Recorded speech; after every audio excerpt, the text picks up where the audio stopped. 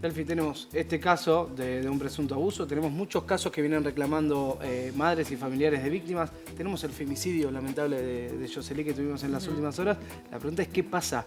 ¿Qué pasa como sociedad? ¿Qué le pasa a los hombres? Sí, ¿qué le pasa a las masculinidades, ¿no? Como muchas veces se lo denomina. Vamos a tratar de entenderlo con el móvil en directo porque Sol está muy cerca de alguien que nos va a ayudar a entender un poco qué pasa desde el punto de vista, si se quiere, social, cultural, ¿no? Sole, ¿cómo estás? Buenas tardes. Buenas tardes, así es, contamos con la presencia de María Eva Sanz, quien preside la Mutual Grupo Buenos Aires, desde donde surge la Red por las Buenas Masculinidades. Se encuentra en nuestra ciudad porque se está desarrollando actualmente unas jornadas interdisciplinarias de género en la Universidad Nacional del Sur.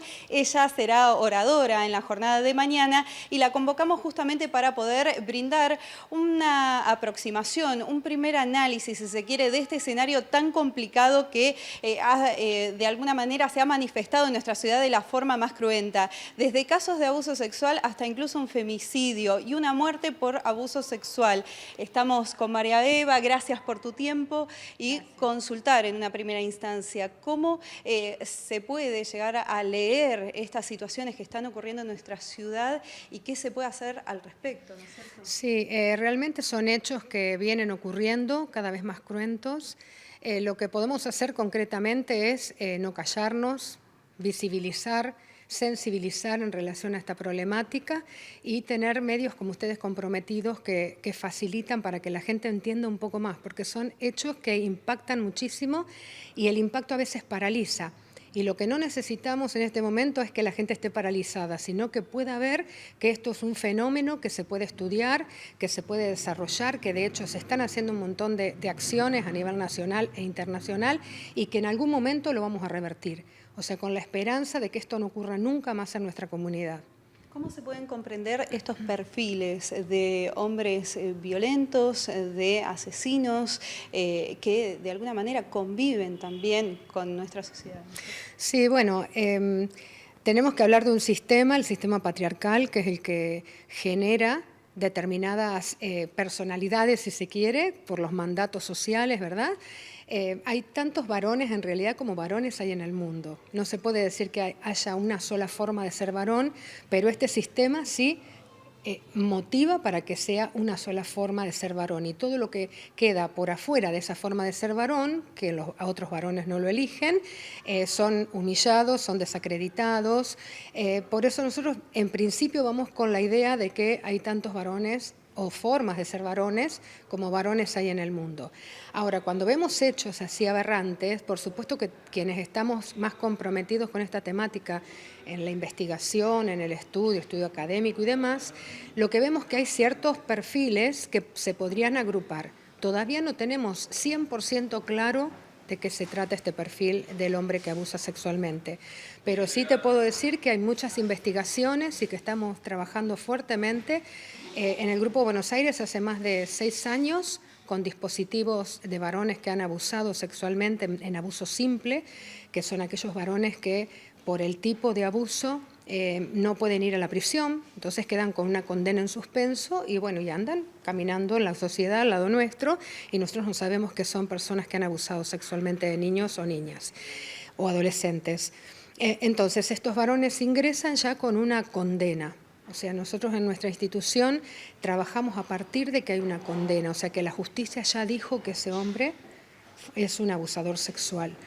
Y a partir de ahí, bueno, estaba escuchando un poco la nota anterior de lo que se estaba hablando y es esto de la negación. Es una de las características fundamentales que llegan al dispositivo ya condenados con el oficio judicial y siguen negando.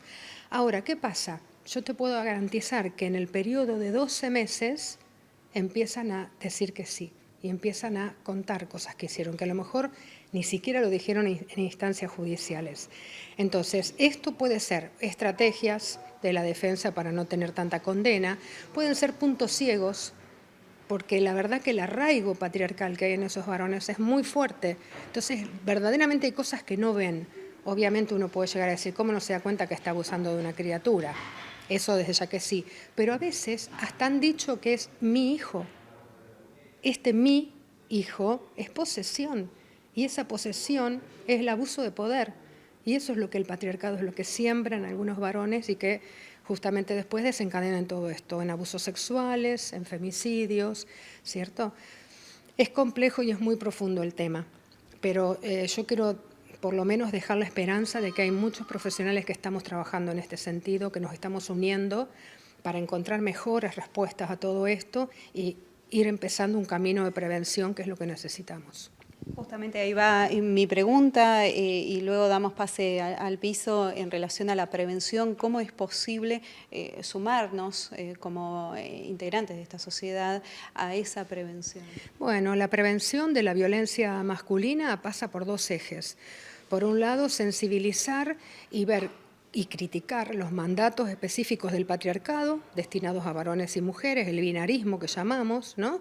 Que no permite las diversidades, porque tienes que ser hombre o mujer y de determinada forma ser hombre y de determinada forma ser mujer, con la intención de que haya una desigualdad de poder en esos mandatos, ¿cierto? Entonces, por un lado, trabajar fuertemente la sensibilización, el conocimiento acerca de estos mandatos, por qué nos perjudica tanto a varones y mujeres hacernos cargo de estos mandatos, y por el otro lado el eje del poder, porque lo que instala es una desigualdad de poder entre varones y mujeres en ese mandato, y las mujeres estamos siempre en situaciones de inferioridad en relación a el acceso a lugares de trabajo, a los cargos públicos, ya sabemos todo esto que nos está pasando. Entonces, por un lado, criticar fuertemente los estereotipos de género propios del patriarcado y por el otro, mirar más abajo las diferencias de poder. Porque si vemos las diferencias de poder, lo que estamos teniendo es perspectiva de género. Cuando uno dice, ¿qué es perspectiva de género? No es una moda, un requisito, no. Perspectiva de género es posicionarte en poder ver las desigualdades de poder en todos los vínculos que te rodean. Eva los escucha. Eva, Matías Aguirre, Delfina González Prieto, desde aquí, desde el piso, gracias por estos minutos. Consultarte, en los últimos casos, por lo menos en estos dos, el femicidio y el abuso, hablamos de gente que pertenece a las fuerzas, sean soldados, sean voluntarios, pero que trabajan en el servicio militar, y no es la primera vez. ¿Es algo a analizar? ¿Es algo secundario? ¿Es una casualidad? Bueno, yo te comento estudios que se han hecho en la ciudad de Buenos Aires en la década, a principios de 2004, 2005, 2006. Se estudiaron cuáles eran las profesiones de los hombres que más abusaban en la ciudad de Buenos Aires. Perdón, no es Bahía Blanca, estamos hablando de una muestra en la ciudad de Buenos Aires. Pero los primeros que puntuaban en esa lista eran los médicos. Segundo, eran gente de la justicia. Y tercero, las fuerzas de seguridad. O sea, que si se puede hacer un estudio de los perfiles de acá, de los hombres acusados, estaría bueno saber cuáles son las profesiones. Lo que nosotros sabemos es que está atravesando todas las clases sociales, todas las profesiones, todas las instituciones, porque es un hecho cultural. No es un hecho patológico individual de ese hombre que un día se despertó y quiso abusar de su hijo o de ese hombre que victimiza a una mujer. No es individual, es un hecho colectivo que tiene que ver con la socialización masculina y en el encuadre que le hace la comunidad de aval. Porque hoy en día ninguna mujer tendría que morir por femicidio. Hay un montón de señales que se dan antes. Si la comunidad se organiza y se articula, no va a morir más ninguna mujer. Y Eva, ¿ustedes notan un incremento en la cantidad de casos, de episodios, de femicidios, de abusos de menores? ¿O creen que tal vez ahora la gente se anima más a denunciar y por eso se visibiliza más? Se visibiliza más en este momento, pero lo que te puedo decir es que desde el año pasado, un año después de la pandemia, ¿cierto? Del inicio de la pandemia, hasta hoy nuestra institución recibió más de 90 casos de varones implicados en pornografía infantil, que no lo llamamos pornografía infantil porque no tiene nada de infantil, sino que es abuso sexual a niños, niñas y adolescentes. Y bueno, esto ha incrementado el tema de la pandemia, el tema de las redes y el tema del uso y el consumo de este tipo de materiales. Y cuando los varones empiezan a ver la cadena en la que están, bueno, por supuesto que los que captan a los niños y niñas, los que producen el video, esos van a una instancia judicial y van a una prisión, ¿cierto? Porque tiene una condena de prisión. Pero el que consume, el que te llega un video y dice, por gracioso, uy, mira lo que me llegó, y lo ve y lo guarda en su computadora, también es delito. Y si por gracia se lo manda un compañero, también es delito. Entonces tienen que ver toda esa cadena de responsabilidades que hay, que si ellos la cortan en el momento que reciben un video de estas características, cortan el negocio general que hay atrás de todo esto, ¿cierto? Si no hay consumo, no va a haber más producción. Absolutamente. Sole, me parece que ha sido clarísimo el concepto. No sé si queda algún comentario más para hacer, que agradecerle también a María Eva por estas palabras que nos ayudan a entender este escenario tan complejo a veces, ¿no? Seguro. Simplemente la convocatoria para la jornada de mañana, porque recordamos, se desarrolló en la jornada de hoy y mañana continúan las jornadas interdisciplinarias de género en la Universidad Nacional del Sur. En tu caso, Eva, vas a estar exponiendo a las 9 horas. Sí, a las 9 de la mañana vamos a hablar acerca de los resultados de los dispositivos de asistencia a varones por violencia de género, ¿cierto?